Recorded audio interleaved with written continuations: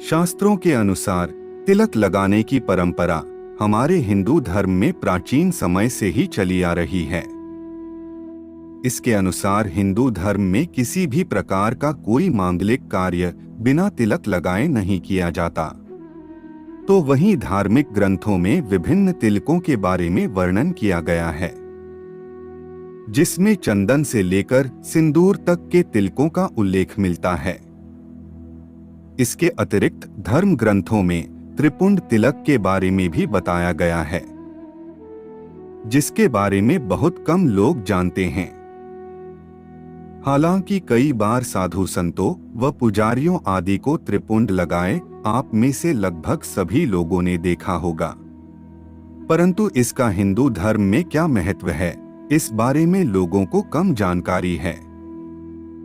धार्मिक मान्यताओं के अनुसार शिव जी की पूजा में उन्हें चंदन या भस्म का त्रिपुंड तिलक लगाया जाता है, परंतु इसे लगाने वाले व्यक्ति को इन बातों का पता होना भी उतना ही आवश्यक है।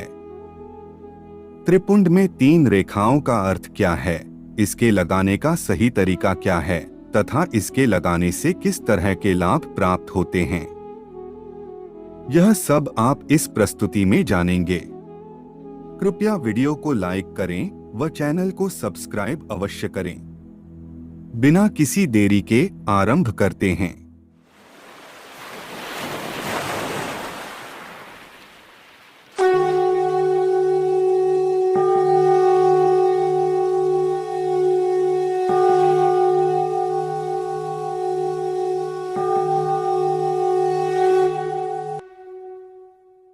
हिंदू धर्म ग्रंथों में किए गए उल्लेख के अनुसार त्रिपुंड में 3 रेखाएं होती हैं, जिनके बारे में मान्यता है कि इन 3 रेखाओं में हिंदू धर्म के 27 देवताओं का वास होता है। प्रत्येक एक रेखा में 9 देवता निवास करते हैं। ऐसा कहा जाता है कि जो व्यक्ति मस्तक पर त्रिपुंड लगाता है उसे भगवान शिव की असीम कृपा प्राप्त होती है।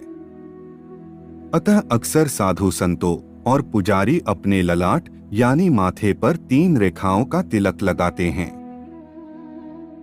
त्रिपुंड की पहली रेखा में महादेव, आकार, रजोगुण, पृथ्वी, गाहपत्य, धर्म, प्रातःकालीन हवन, क्रियाशक्ति तथा ऋग्वेद वास करते हैं।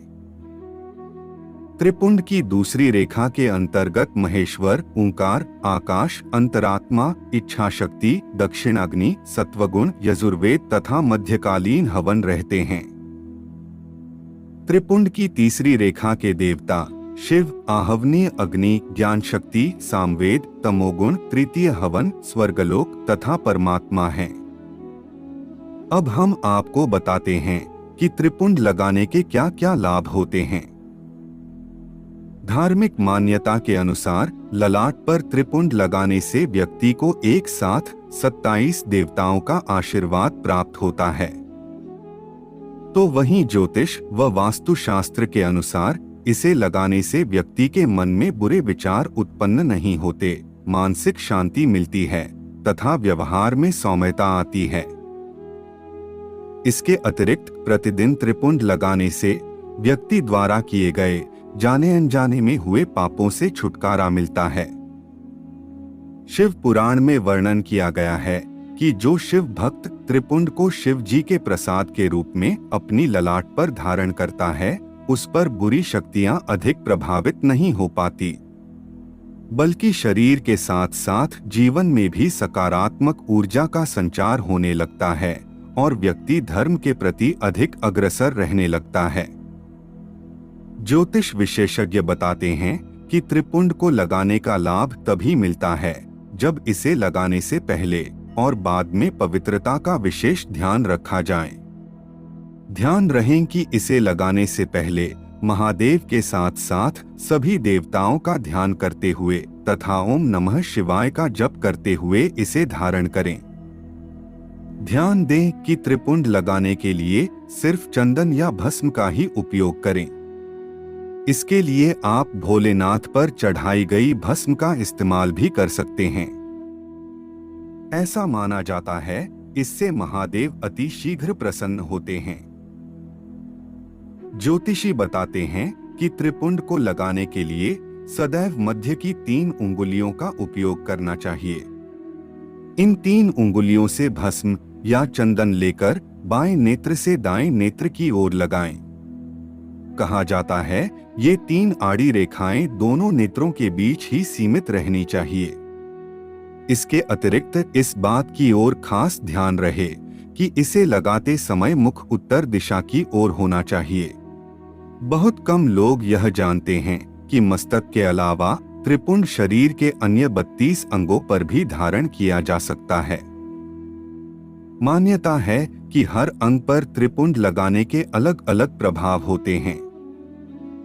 बता दें कि इसे ललाट, दोनों कान, दोनों नेत्र, हृदय, दोनों कलाई, दोनों कोहनी, नाभि, दोनों घुटने, दोनों पार्श्व भाग, दोनों पिंडली और दोनों पैरों पर भी लगाया जा सकता है।